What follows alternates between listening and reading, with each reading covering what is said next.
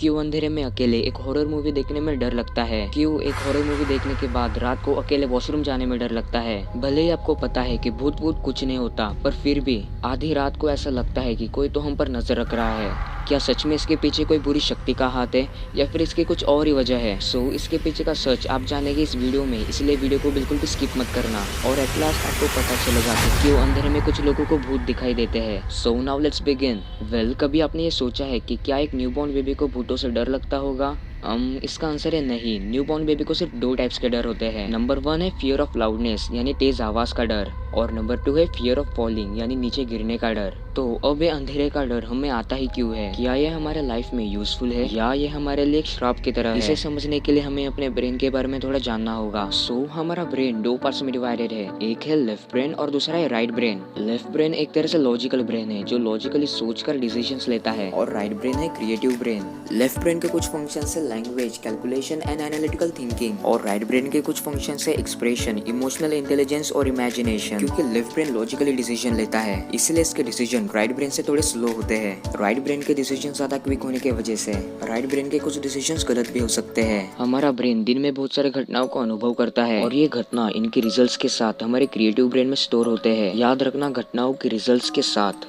और इसलिए अगर कुछ स्पेसिफिक सिचुएशन पर आपके साथ कुछ बुरा होता है और वही सिचुएशन फिर से रिपीट होती है, तो आपके ब्रेन को लगने लगेगा कि अब कुछ बुरा होने वाला है। और यही कुछ हॉरर सीन्स देखने के बाद होता है। हॉरर मूवीज में दिखाने जाने वाले हॉरर सीन्स, कैसे अंधेरे में अचानक से सफेद ड्रेस पर औरत आकर अटैक करती है, या कुछ अजीब सी डॉल कैसे श्रापित दिखाई जाती है, ये सब आपके ब्रेन में स्टोर होता है। और अब जब आप असलियत में एक अंधेरी जगह में होते हो या फिर एक क्रीपी डॉल देखते हो, तब आपके पास एक्सपीरियंस जो हॉरर सीन्स आपने मूवी में देखे हैं वो यहाँ पर कनेक्ट होते हैं, और इसलिए आपको लगता है कि आपके साथ भी कुछ बुरा होने वाला है। और इससे बचने के लिए ब्रेन आपको फियर दिलाता है, जिससे आप बचकर भागोगे। पर अब यहाँ पर सवाल ये आता है कि हमारा ब्रेन ऐसे सिचुएशन पर रियलिटी और फेक में डिफरेंशिएट कर क्यों नहीं पाता, या फिर पता होने के बावजूद भी कि भूत वूत कुछ नहीं होता फिर भी आपको डर लगता है, और इस फियर की जरूरत ही क्या है? So let's go to past. जब हम आदि मानव थे, तब सपोज आपने जंगल में एक शेर देख लिया, तो कौन सा डिसीजन सबसे अच्छा होगा? लॉजिकल ब्रेन से वो शेर कितना खतरनाक है ये सोचकर वहां से निकलना है या नहीं ये डिसीजन लोगे,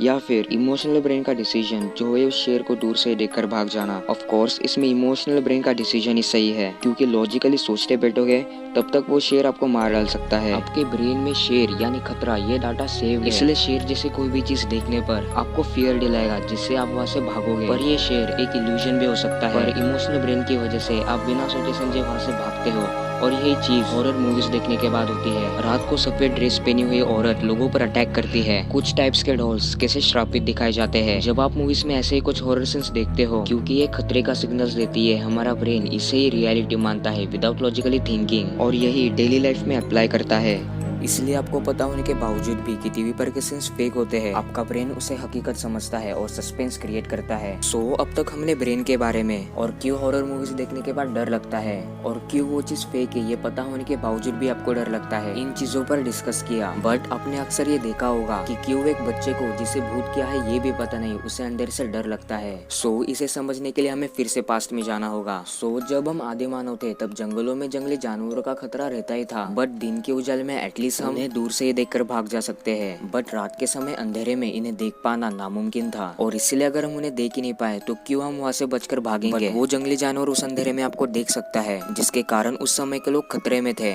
और इसीलिए हमारा ब्रेन ऐसा ही इवॉल्व हुआ कि हमें अंधेरे से डर लगने लगा, जिसके कारण हम अकेले अंधेरे में अपनी गुफा छोड़ के जाते नहीं थे। बट इनके ये जीन्स हम में अभी भी है, जिसके कारण हमें अभी भी अकेले अंधेरे में डर सा लगता है। तो अब आते हैं अपना लास्ट टॉपिक, जो है क्यों कुछ लोगों को अंधेरे में भूत दिखाई देते हैं। सो इसके लिए पहले तो ये जान लेते हैं हम ये दुनिया देख कैसे पाते हैं। सपोज ये एक ऑब्जेक्ट है, और जब इस ऑब्जेक्ट पर लाइट गिरती है, वो ऑब्जेक्ट लाइट रिफ्लेक्ट करता है, जिससे लाइट अपने आंखों में एंटर होती है, जिससे रेटिना पर उस ऑब्जेक्ट की इमेज फॉर्म होती है। बट ये इमेज एक 2D इमेज है। सो क्यों हमें फिर 3D विजन मिलता है? सो हमारे पास दो आंख है, जिससे दो अलग 2D इमेज फॉर्म होती है। ये इमेजेस एक इलेक्ट्रिकल नर्व इम्पल्स के फॉर्म में हमारे ब्रेन तक पहुँचते हैं, और ब्रेन इससे एक 3D इमेज प्रेडिक्ट करता है। इन शॉर्ट, बाहर से आने वाले सिग्नल से हमारा ब्रेन अपनी खुद की रियलिटी बनाता है।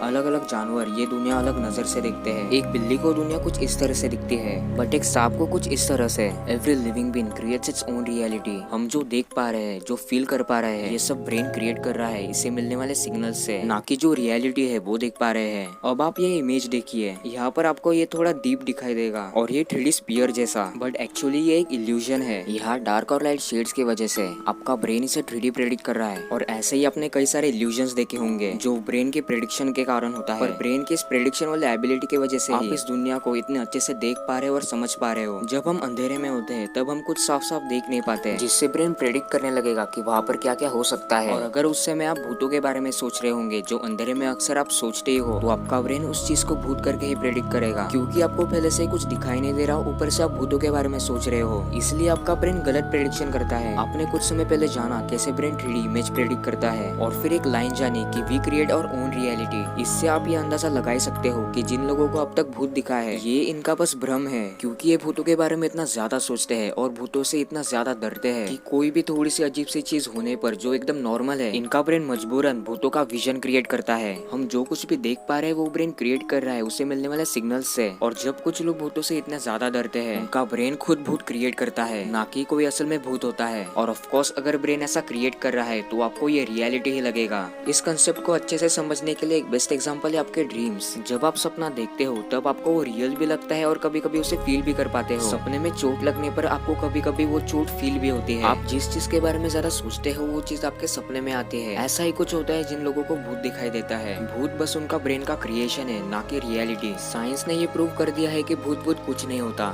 सो गाइस, मुझे मिली हुई इन्फॉर्मेशन मैंने आपके साथ शेयर की है, जिससे आप अंधेरे में भी कॉन्फिडेंट रह सको। आपका इस टॉपिक पर क्या राय है कमेंट में below. And now guys that's it for this video. और अगर वीडियो हेल्पफुल हो तो लाइक जरूर करना, और ऐसे ही इंटरेस्टिंग टॉपिक्स पर वीडियो पाने के लिए चैनल को सब्सक्राइब भी कर देना। अब मिलते हैं अगली वीडियो में, तब तक के लिए बाय बाय।